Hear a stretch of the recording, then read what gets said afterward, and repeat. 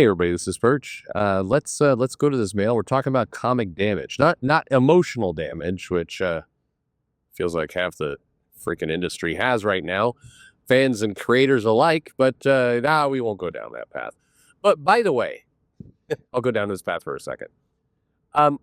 It's always interesting.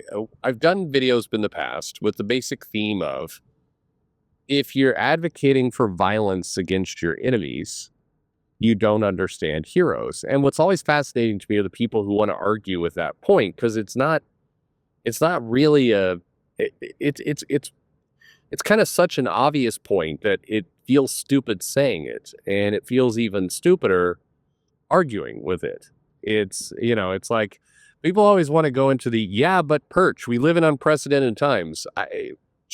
Really? I'm sure every generation feels that. But once upon a time, when I was a kid, they were teaching us how to hide under our desk because the Russians were going to nuke us. If you go further back, you had world wars, you had Vietnam, we've had lots of unprecedented times. We had once upon a time, black people couldn't use the same water fountain as white people. Those were unprecedented times. It's always unprecedented times. Don't give me this. I don't like the precedent, and thus it's an unprecedented time. That there's lots of unique times. None of those, though, has ever advocated because this thing is, I really disagree with it, or because MSNBC has really pushed me to believe that everything is about to become an authoritarian state, that gives me permission to go out and just wish murder on people. Like that's nope. No. Not at all. Don't give me that stuff. That's just you want to murder somebody. Like let's just tell it. What is it? It's like the meme. Just say what you really mean. What you really mean is, I'd like to be able to just threaten people and get away with it scot-free. That's kind of what I want. So that's fine. But ask for what you want. Don't wrap it up in because of this I need to be able to be a maniac.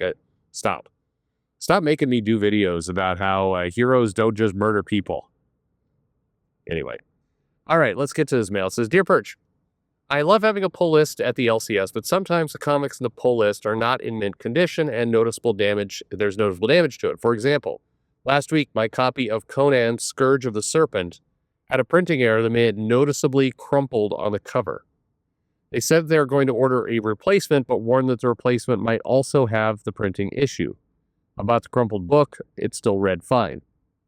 This week, my pull list had another book with noticeable damage, which was kind of fraying to the spine, but wasn't on the spine. They didn't have another copy on hand to replace it with, but we're going to order more copies anyways, so they put it back in my pull box for later just in case. When I got home, I read other comics and found that two had pretty minor damage, such as a spine crease, while the other had a minor incident or something. Honestly, I think if I had noticed either of them, I still would have bought the copies because they're in the reasonable damage state for me. Though maybe I would have tried getting a different copy of the Aliens vs. Cat book just because it was a $6 book. You have a long history in comics retail. How much damage do a comic in a pull box do you think is normal for a reader, or do you take before you refuse to buy the copy? Reasonable question, and I think all of us will have slightly different answers.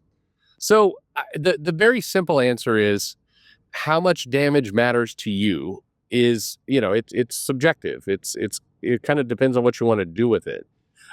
If you're buying the comic to read it, meaning you're not trying to, put your kids through college with your comic collection, something that people still will say from time to time. If that's not your goal, if your goal is not to collect and slab these things, then you're probably willing to accept some damage because you just want a comic book to read. That's reasonable. If you're planning to get it graded and all the rest, then you probably want to hold out for a better copy. So a little bit is, what do you plan to do with it? Now, the other thing that you kind of mentioned there, it was in your mail, is that I'm going to be very, general with what I'm about to say here. There's 3 types of damage to comics. One of which I think is subjective, whether you accept it or not. The other 2, I would say you should never accept. So these 3 categories are, was it damaged before it got to the shop? Through the printer, through the distribution, through the mail, whatever it is, was it damaged prior to getting to the shop? If it was, then I think actually what you described a little bit in your mail is completely reasonable. The shop, typically, if something comes in damaged, they have the ability, although, moving target there, but they have the ability to get kind of replacement copies and everything else. If it was damaged at the printer, there's very little recourse. If it was damaged in the shipping, they have more recourse, but it's a pain in the ass. And if you just want to read the book, you may accept it. It's up to you. The second category is damaged by the retailer. And this is a case, and I've seen this happen too, where the retailer's opening up the box, they're using a box knife, the box knife cuts into the back cover of a book because they're not being careful, or, any number of things like that. Or the retailer picks stuff up, puts them on a counter, starts moving stuff to the pull box, comics stacked too high, slide off the counter and hit the floor and crumples corners and things. That's just dumbass incompetence on the part of the retailer, and you should never accept that. Those books should be a hard no. Typically speaking, this sorts itself out because the retailer you're working with either has a history and a habit of this, or they don't. And most retailers are cautious about that. But I would never accept damage that was done by the retailer. The third category is damage that was done on the shelf. This wouldn't really occur to pull boxes, but this is when the retailer puts something up on the wall, and readers come along and they just they jerk the comic down. This is where I think a lot of good shops they arrange their wall display in such a way that there's not a cord binding the comic into the the holder, because if there is, it could some dumbass will come in and just fold the top half of the comic down and wreck it, and that happens. I wouldn't accept those comics either. And I think, it's tough. There was it happened from time to time. People would come into the shop and you could just tell they were not, they either they didn't care or they were just dicks, and they would take the comic and they would bend it as they're looking to see if there's comics behind it. And they would ruin, supply on the shelf.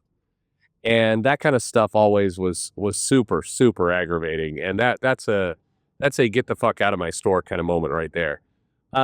So I think that's kind of, is the damage happening before or after the shop? If it's happening before, then I think you have pretty good recourse to go in there and say, hey, I give me a replacement copy or whatever else. Again, if you're slabbing it, then you have to accept a perfect copy. If you're just getting to read it and you just, you don't really care if it's in, nobody wants to take home a damaged comic, but whether it's in mint or near mint, I think, if you're just reading it, who cares? That's my philosophy, but it doesn't have to be you. The one thing I would say as a customer, you shouldn't do, or just, I wouldn't go down this path. The retailer may offer, but I've had people come in and be like, hey, there's a slight crease on this cover. Will you take $1 off of it? No retailer is going to do that on the spot, generally speaking. And it's not a nice thing to ask for, to try and haggle over a perceived damage on the cover.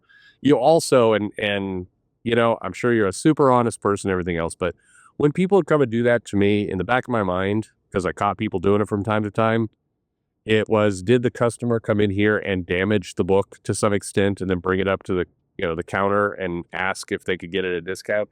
Keep in mind, when you're asking for a discount for a damaged book, you're basically you're taking the margin away from the retailer. It's not like that discount is shared by the publisher and the retailer.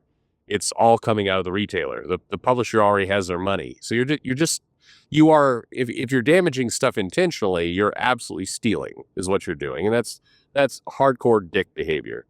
But retailers, they don't really like to do this. Nobody wants to sit there and have a subjective discussion around, do I knock some of the money off of this thing because there's a crease? It's not a good use of time for anybody.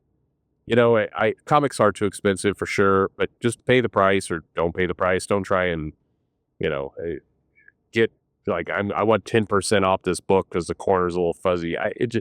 Sometimes the retailers will put comics like that into a bin, and it's like a damaged goods bin, and then they'll set a price, but doing it kind of in the moment's I don't know. It depends a little bit on the retailer you're talking to. I don't know. If you have that kind of relationship, go for it. But otherwise, I wouldn't. And keep in mind, if you get caught damaging the goods, you're never going back in that store. Hopefully. Anyway, that's my opinion. What's yours? Let me know in the comments below. Like, subscribe, and thanks for listening.